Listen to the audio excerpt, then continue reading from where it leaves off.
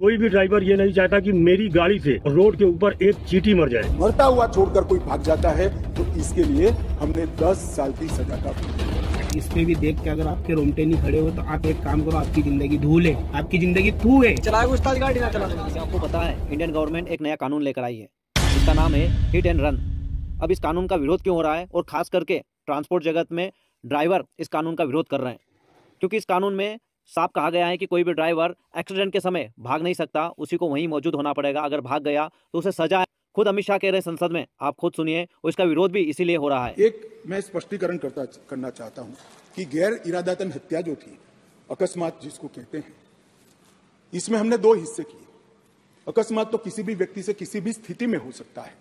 एक गाड़ी चलाता रहे एक व्यक्ति और रास्ते में कोई भी बेध्यान हुआ या कोई रश कर आ गया और अकस्मात हो गया।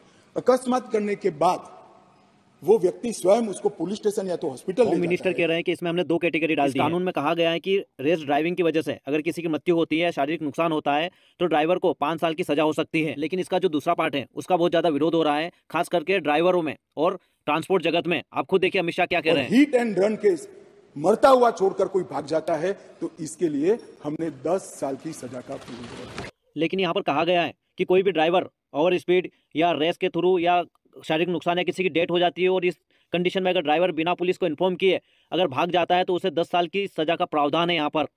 और इसी कारण जो ड्राइवर है पूरे इंडिया में, ऑल ओवर इंडिया में, अब इस कानून का बहिष्कार कर रहे हैं और इसे वापस लेने के लिए हड़ताल कर रहे हैं। एक्सप्रेसवे जाम कर दिया गया है। 5 लाख का जुर्माना, 10 साल की डायरेक्ट जेल है। हमारा बालक कसुबा आप कहेंगे चलाए उस्ताद गाड़ी ना चला। बकरी खरीदूंगा, बकरी खरीदूंगा, बेड खरीदे 50 बेड खरीदूंगा, बकरी खरीदूंगा, बकरी। मैं हाथ जोड़ के रिक्वेस्ट करता हूँ भाई साहब, ये जो अपने अमित शाह जी ने जो ड्राइवर पे नेम लागू किया है, अगर इस पे भी देख के अगर आपके रोंगटे नहीं खड़े हो तो आप एक काम करो, आपकी जिंदगी धूल है, आपकी जिंदगी थू है।